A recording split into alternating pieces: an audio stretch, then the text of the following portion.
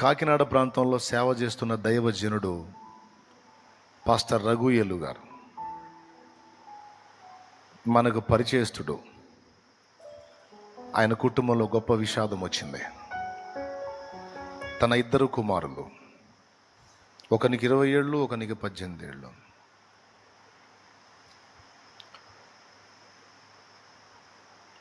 Kranti, Paul, Abhishek అనేటువంటి ఇద్దరు పిల్లలు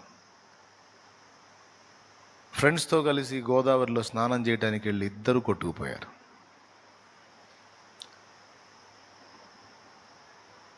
ఇప్పుడు అక్కడ ఆ పిల్లల సమాధి కార్యక్రమం జరుగుతుంది. ఆయన సేవ చేస్తున్న సేవకుడు ఎంతోమంది ఆత్మని రక్షణలోకి నడిపించి ఒక సంఘం కట్టి, మరి ఇప్పటికి ఎన్ని సంఘాలు కట్టాడో తెలియదు. నాకు తెలిసి నేను వెళ్ళినప్పుడే 2-3 ప్రాంతాలు చేస్తున్నాడు ఆయన. సంఘాలు కట్టి సేవ చేస్తున్న దైవజనుడు. ఆయన కుటుంబంలో పెను విషాదం. అన్ని బాధల కంటే కడుపు కోత చాలా ఘోరమైన బాధ. ఆ కడుపు కోత ఎంత జటిలమైందంటే ఆ కడుపు తీపి నిమిత్తమే ఆయన మహిమను వదిలిపెట్టి భూమి మీదకి వచ్చాడు.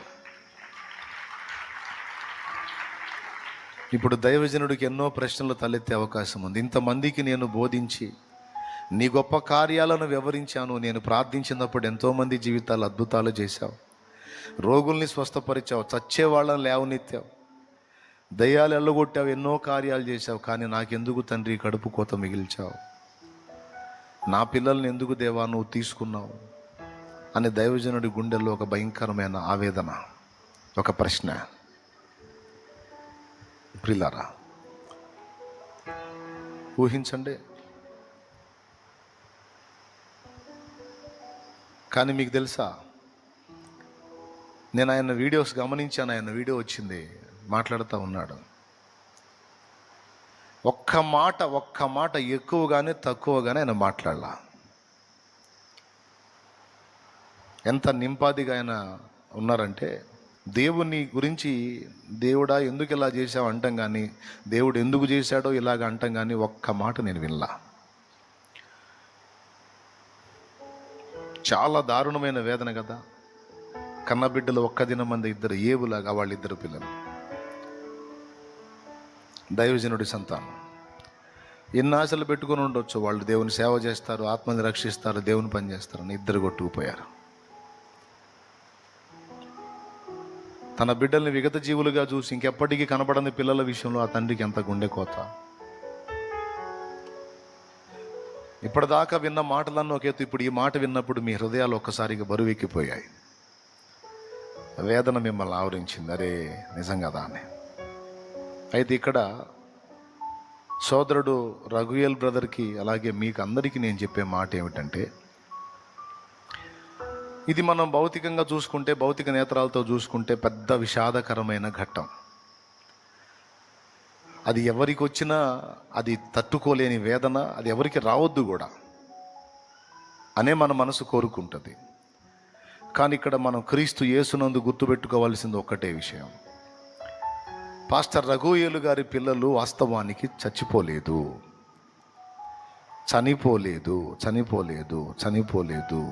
చనిపోవుట అసంభవం. ఎందుకంటే దేవుని వాక్యము నిరర్థకం కాదు, దేవుని వాక్యం అబద్ధం కాదు. దేవుడు ఆ పిల్లల్ని ఆ వయసు వరకు అలాగ ఉంచి తర్వాతి వారికి శేషము లేకుండా వారిని తీసుకున్నాడు దేవుడు. పితృవాత్సల్యాన్ని బట్టి, మాతృవాత్సల్యాన్ని బట్టి తల్లిదండ్రి క్షోభకు గురవుతారు. కుటుంబ సభ్యులు, బంధువులు క్షోభకు గురవుతారు. కానీ నేను చెప్తున్నాను, క్రైస్తవుడు, క్రీస్తునందున్న విశ్వాసి పిల్లల్నే కాదు దేన్ని కూడా వాస్తవానికి కోల్పోడు. ఇది నిజం. కోల్పోవటం అనేది లేదు. నీ భర్తని కోల్పోయినా, భార్యను కోల్పోయినా, తల్లిని కోల్పోయినా, పిల్లల్ని కోల్పోయినా నిజంగా కోల్పోయినట్టు కాదు.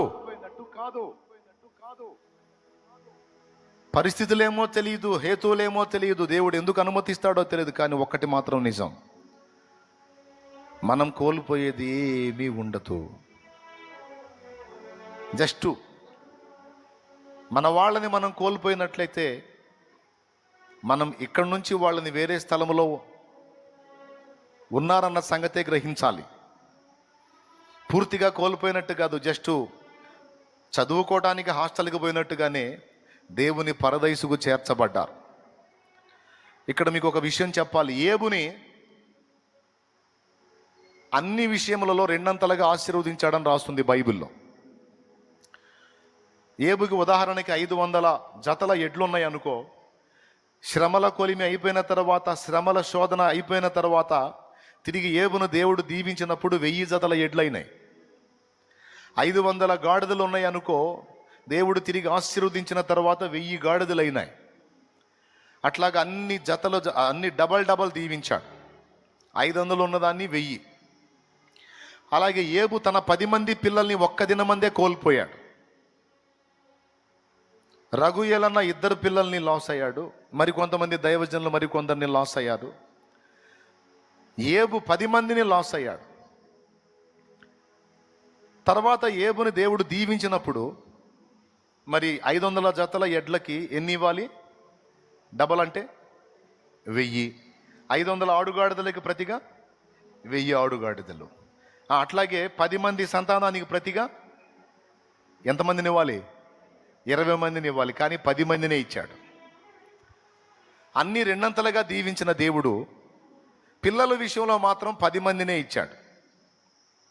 అవునా?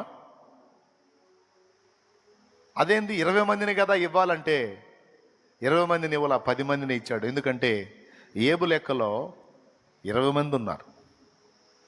10 మంది ఏమో భూమి మీద ఉన్నారు, 10 మంది ఏమో పరదేశంలో ఉన్నారు.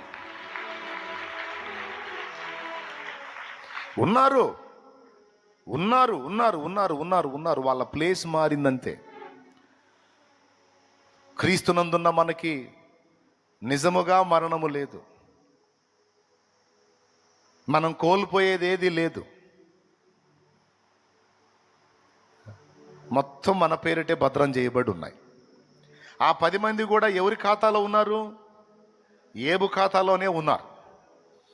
కాబట్టి ఇప్పుడు ఏబుకి 20 మంది పిల్లల్ని ఇచ్చినట్ట ఇవ్వనట్ట?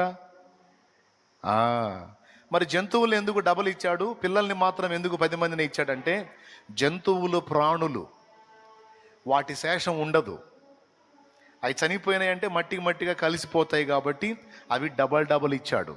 కానీ మానవులు మాత్రం ఆత్మలు కాబట్టి 10 మందికి 10 మందిని ఇక్కడిచ్చి 10 మంది ఆత్మలు అక్కడిచ్చి పిల్లల్ని కూడా రెండంతలుగా దీవించాడు. క్లియర్గా అర్థమైందా? కాబట్టి ఇక్కడ మనం గుర్తుపట్టాల్సింది ఏంటంటే, యేసు ప్రభు 2వ రాకడ త్వరలోనే జరగబోతుంది. అప్పుడు క్రీస్తునందుండి మృతులైన వారందరినీ దేవుడు ఆయనతో కూడా వెంటబెట్టుకొని వచ్చును. సమాధులన్నీ ఖచ్చితంగా తెరవబడతాయి. మృతులు అక్షయులుగా లేపబడతారు. కోల్పోయిన మన వారిని గురించి మనం ఏడ్చి క్షోభిస్తాం. నా ప్రభు అంటాడు, ఎందుకంత దుఃఖపడుతున్నావు? నిరీక్షణ లేదా? నిరీక్షణ లేని ఇతరుల వరే మీరు దుఃఖపడకుండా నిమిత్తం నేను రాయించా కదా. అన్యుల కంటే నిరీక్షణ లేదు. చనిపోయిన వాళ్ళు ఇంకా మళ్ళీ కనబడర్రా, ఇంకా రార్రా అని వాళ్ళు దుఃఖపడి బాధపడి ఏడుస్తారు. నీకు ఆ పరిస్థితి లేదుగా, నీకు నిరీక్షణ ఉందిగా. చనిపోయిన నేను తిరిగి లేవలేదా? చనిపోయిన అనేకుల్ని లేపలేదా? గతంలో లేపిన నేను భవిష్యత్తులో లేపలేనా?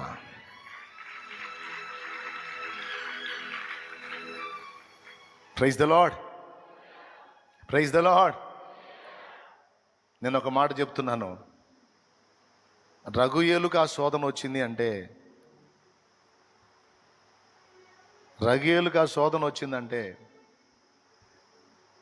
రఘుయేలు దేవుణ్ణి నమ్మటం కాదు, రఘుయేలుని దేవుడు నమ్మాడు.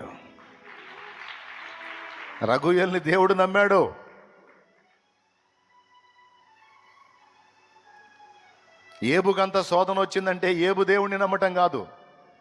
ఇంత దాన్ని కూడా తట్టుకునే దమ్ము ఏబుకు మాత్రమే ఉందని దేవుడు ఏబుని నమ్మాడు. నీకు నాకు అలాంటి పరిస్థితులు కల్పించాలంటే ముందు మనల్ని నమ్మాల దేవుడు. తట్టుకునే సరుకు ఉందా లేదా అని.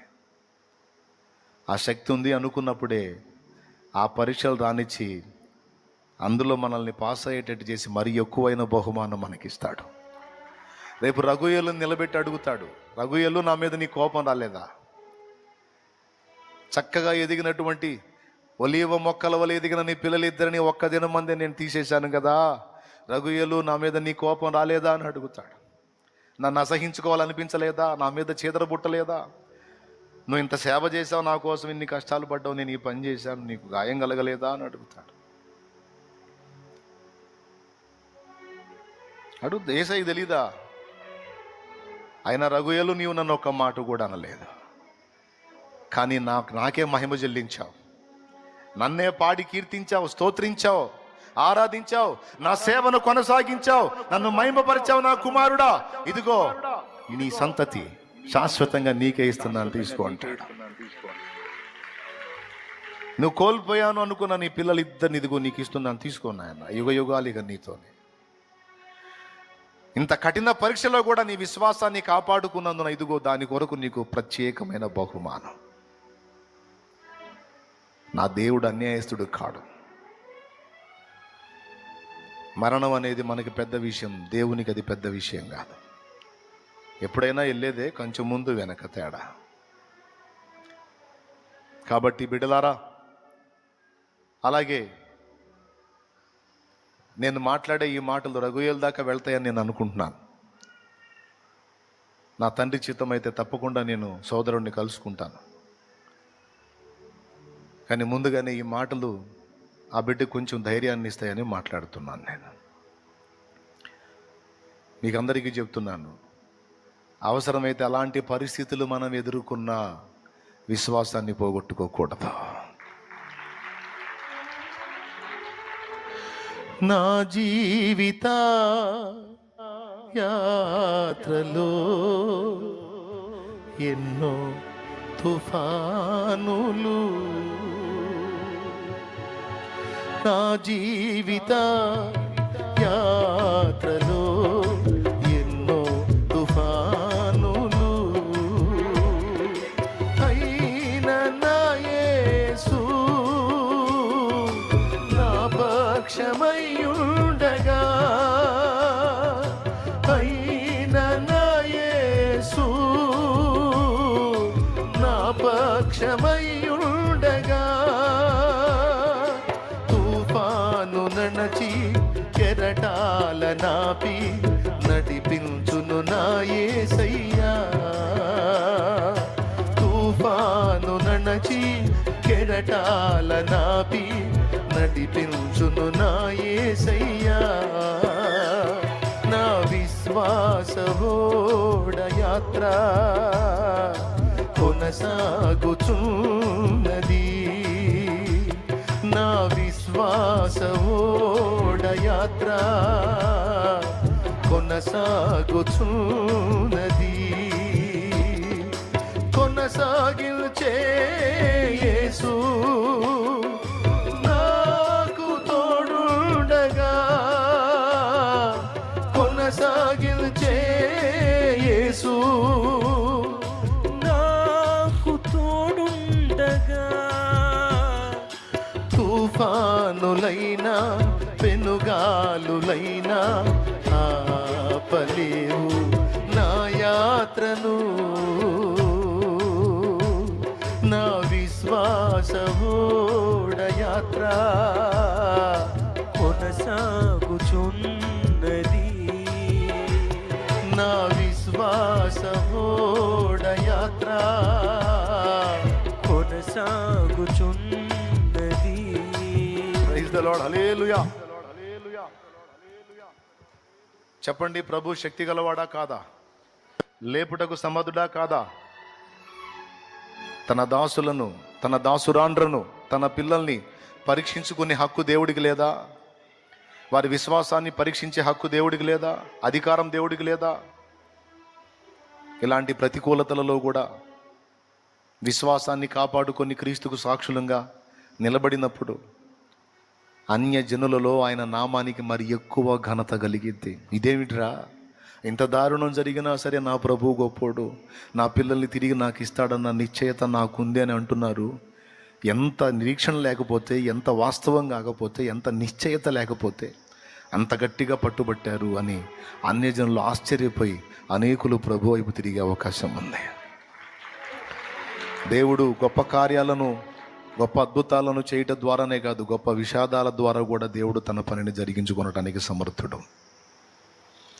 కాబట్టి ఏది సంభవించినా